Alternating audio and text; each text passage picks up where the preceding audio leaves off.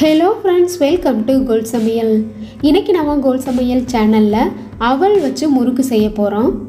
அரை கப் அவல் இருந்தால் போதும், 10 நிமிஷத்தில் இந்த மொறுமொறுப்பான அவல் முறுக்கு செஞ்சிடலாம்.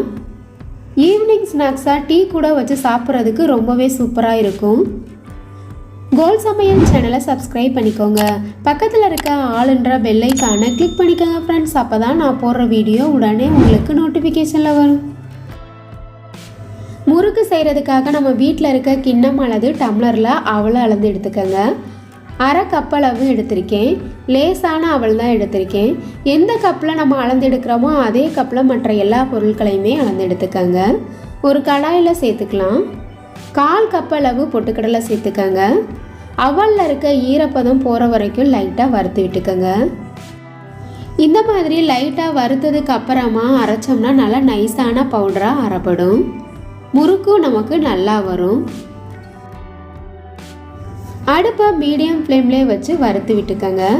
லைட்டாக கையில் இந்த மாதிரி உடச்சி பார்த்தோம்னா அவல் நல்லா நொறுங்கும். இப்போ நமக்கு வறுபட்டுருச்சு. ஒரு மிக்ஸி ஜாரில் சேர்த்து நல்லா நைஸான பவுடராக அரைச்சி எடுத்துக்கோங்க. எந்த அளவுக்கு நைஸாக அரைக்க முடியுமோ அந்த அளவுக்கு நல்லா இது போல் நைஸாக அரைச்சி எடுத்துக்கோங்க. அரைச்ச மாவை ஒரு ஜல்லடையில் கொட்டி நல்லா சலிச்சு எடுத்துக்கோங்க. கப்பு இல்லாமல் நல்லா நைஸான பவுடராக சலிச்சு எடுத்துக்கோங்க. நம்ம சலிச்சு எடுத்துருக்க மாவை ஒரு மிக்சிங் பவுலில் சேர்த்துக்கோங்க. இது கூட 1 கப் அளவு அரிசி மாவு சேர்த்துக்கலாம். இந்த மாவையும் ஜல்லடையில் கொட்டி குருணை இல்லாமல் நல்லா சலிச்சு எடுத்துக்கலாம். 1 ஸ்பூன் மிளகாய்த்தூள் சேர்த்துக்கோங்க. காரத்துக்கு தகுந்த மாதிரி கூடவோ குறையவோ சேர்த்துக்கோங்க. 1/4 ஸ்பூன் பெருங்காயத்தூள், தேவையான அளவு உப்பு சேர்த்துக்கோங்க. ஓமம் 1/4 ஸ்பூன் எடுத்துக்கலாம். உள்ளங்கையில் இந்த மாதிரி கொட்டிட்டு நல்லா கசக்கிட்டு சேர்த்தோம்னா அதோட வாசனை இன்னுமே நல்லாயிருக்கும். நல்லா சூடான நெய்யாக 2 ஸ்பூன் சேர்த்துக்கோங்க. நெய்க்கு பதிலாக எண்ணெய் அல்லது பட்டர் ஊற்றி கூட பிசைஞ்சுக்கோங்க. நம்ம சேர்த்துருக்க எல்லா பொருட்களையும் நல்லா மிக்ஸ் பண்ணிக்கோங்க. சின்ன சின்ன உருண்டைகள்லாம் இருக்கும், அதை எல்லாத்தையும் நல்லா உடச்சி விட்டுட்டு நல்லா மிக்ஸ் பண்ணிக்கோங்க. இந்த மாதிரி நல்லா மிக்ஸ் பண்ணோம்னா நம்ம சேர்த்துருக்க எல்லா பொருட்களும் மாவில் ஒரே மாதிரி கலந்துருக்கும். சூடான தண்ணி ஊற்றி நல்லா மாவை பிசைஞ்சுக்கோங்க. ஸ்பூன் வச்சு நல்லா அந்த மாதிரி கலந்து விட்டுக்கலாம். கொஞ்சம் கொஞ்சமாக தண்ணி ஊற்றி மாவை நல்லா பிசைஞ்சுக்கோங்க.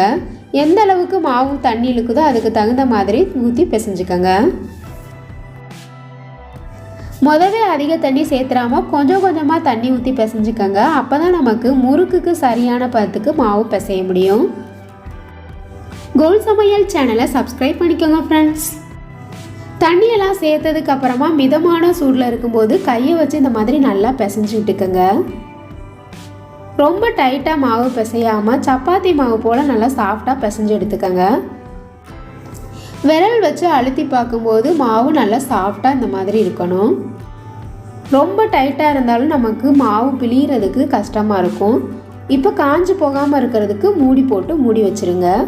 முறுக்கு உரலில் நல்லா எண்ணெய் தடவிக்கலாம். நம்ம ரெடி பண்ணி வச்சுருக்க மாவில் இருந்து நம்மளோட முறுக்கு உரலுக்கு எந்த அளவு மாவு பிடிக்குமோ அதுக்கு தகுந்த மாதிரி உருண்டையாக உருட்டி இந்த மாதிரி எடுத்துக்கோங்க. இப்போ நம்மளோட முறுக்கு உரலில் வச்சிடலாம்.